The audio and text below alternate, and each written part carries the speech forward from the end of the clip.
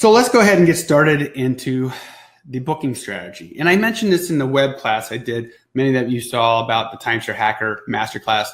And the golden week rule is simply the weeks of the year that bring you the gold. And it sounds kind of cheesy, but you make your money when you book your week, not when you rent it. Of course, you make your money when you rent it. But what I mean is that when you get that right week, when you grab the right size inventory at that resort, that's you've done your job. You pull that off, it's a win. It's most likely a win. Okay, so it's very important to take a look at when do you want to be booking these weeks. Okay, so in the 20 weeks I mentioned, I'm generally speaking about 8 to 10 weeks in the winter, 6 to 8 weeks in the winter, 2 weeks around Christmas and New Year's, and another 10 or 12 weeks roughly in the summertime, depending on when spring breaks and summer breaks fall. But generally June, July, and August, end of February through early April, and then the weeks 51 and 52 is Christmas and New Year's. And we'll talk about week numbers here in a second. And so if you had a ski property, you would be obviously thinking Christmas and New Year's if you had access to those weeks. If you're thinking about renting a summer location like a South Carolina or Newport Coast in California, those are generally drive-to destinations. Not all summer locations are drive-to destinations like Europe and Hawaii, but you those can also be winter, or rather the Hawaii can be winter, spring break, even Christmas and New Year's. But the idea is, when are the kids out of the school? And I talked about that in the web classes. When clients ask me when they should book, I just simply say, hey, when are the kids out of the school?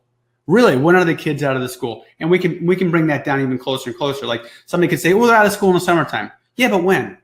Well, most schools get out, first week of June, but not all. Okay, when do they go back to school? Well, most kids go back to school late July, early August, late August, early September. Yeah, well, when do the football camps and the soccer camps and the lacrosse camps start, tennis, so forth? Oh, those might start like a couple weeks before the beginning of school. So you can kind of see that there are subsets. Like gold gets platinum. And so if I was looking at booking something for summer 2019, I would want to be booking, late June through early August, mid-June through mid-August, as an example. Okay. Now, here's something that some of you may already know, but every week is numbered in the timeshare marketplace. So when you look at, say over here, week 1, week 12, week 26, they have corresponding check-in and check-out dates. Now, some of you might be thinking right now, okay, am I booking, how many days am I going to be booking? Because if you have points, if you own a week, it's a week, right? But if you have points, I see a lot of people make this common mistake of booking, say, Sunday through Friday. Why? Because weekday nights are cheaper using points, generally speaking, throughout the different resort systems. But they're giving a 5-night stay. And even though it didn't cost them a lot of points, a lot of families are saying, well, if we're going to go this far, we're going to leave, you lose a day in travel, both ways. They want to have at least a week. So you want to be thinking, even if you don't have a week, if you have points, you want to be thinking, okay, here, like say this is the week I want to grab, like say week 25, do it for Friday, Saturday, or Sunday. Even if you have points, don't pick a Monday to Monday. Don't pick a Wednesday to Wednesday. Make it easy. Go with and not against the flow of demand. All right. So we have this, and I'm going to go here real quick here. I'm going to go into my timeshare calendar. This again is a resource. I get this from redweek.com. I have this link for you, and this will show you, and you can actually select the year and find out what year you're looking at. Okay, great.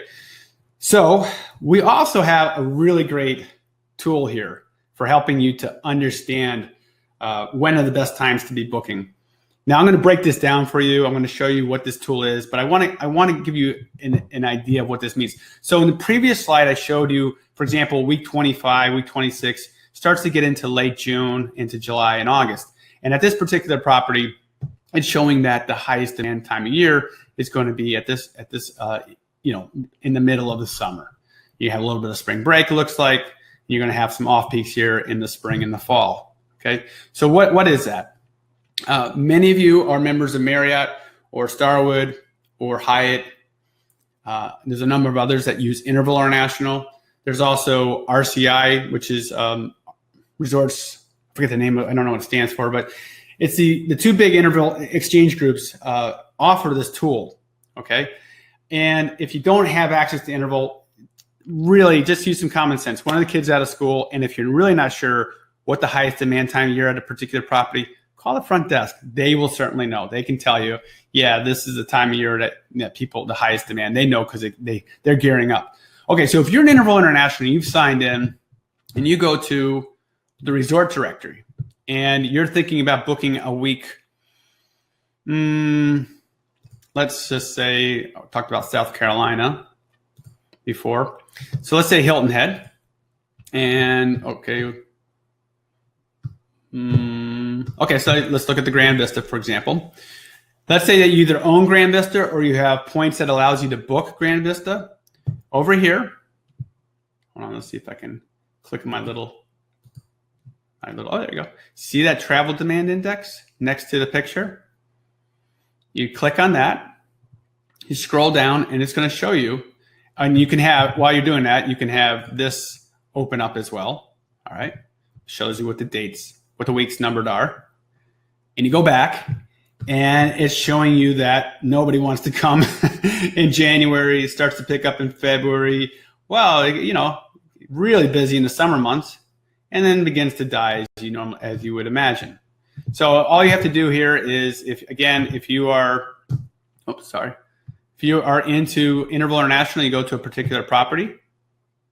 So we go back, and if you want to look at a different location, don't want to do too much clicking. So I mean, like California, let's say Lake Tahoe. Where's Lake Tahoe? Oh, I'll do Palm Desert. All right, so if you looked in a property, just click on something I know. Go again to travel demand index. I would imagine high season would be for sure, you know, the spring break, the winter time, and then it would drop and pick up again once you got into the fall.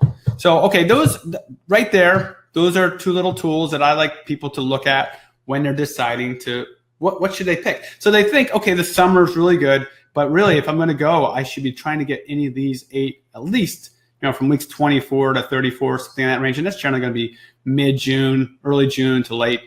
And then it starts dropping off. Because why?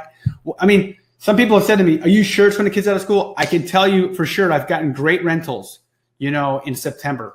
Okay, great. Well, I'm just showing you, this is what they're saying. It really drops off. Okay, so let me get back into the presentation here. Okay, so we also want to talk about size. So we've talked in terms of booking. We know that we want to be booking a high season unit. And you want to also be looking at getting yourself the right size of accommodation, the right accommodation size. So when we take a look at, this is a 2-bedroom right here. Why do we want to be focusing so much on a 2-bedroom? I mentioned this in the previous web class. The 2-bedroom is king. Now, why? Okay. We are marketing to families, right? Your typical family, 2 to 3 kids. Okay.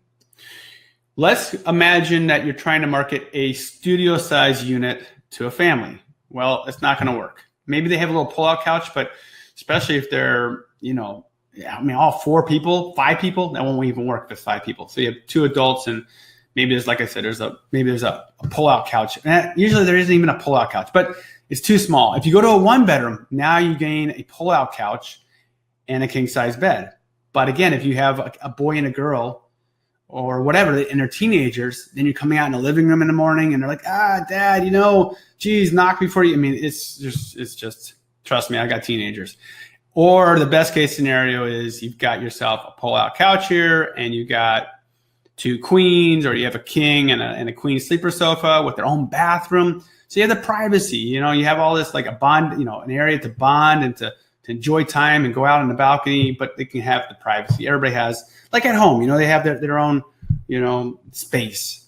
And why not a 3-bedroom? 3-bedroom is only, 25% bigger, 30% bigger. But generally speaking, the prices go up on 3-bedrooms quite a bit because there are so few of them. And I generally see the prices on 3-bedrooms go up 30 to 40% over 2-bedrooms. And that might be a budget buster for so many people. Okay.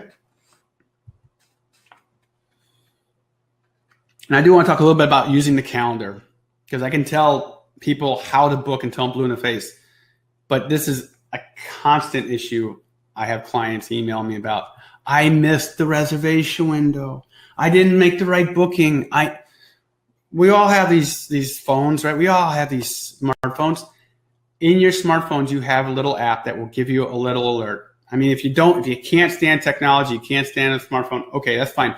Put it somewhere that you put it up on your refrigerator that tells you book this 12 months out. And know your policy at your resort. If your resort gives you an advantage, take that advantage. Certain properties like Marriott allow you to book 13 months out. Hyatt or Starwood allows you to book 12 months out if you're at your home resort, and only 8 months out if you're not at the home resort. So know what your policy is. Call ahead of time. Check with them. Say, hey, here's what I'm trying to accomplish. I want to take some of my points and book this property. How far out can I book that week? And they'll tell you exactly the day. You can book every Tuesday this June and July to book for the following year.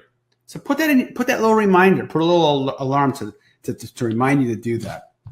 And again, it sounds like a little thing, but it adds up. It's a big thing, because if you make your money when you book your week, and use this app to let you know. Okay. Now we got through some of those booking best hacks or practices. Let's now focus on the next component, which is pricing strategy.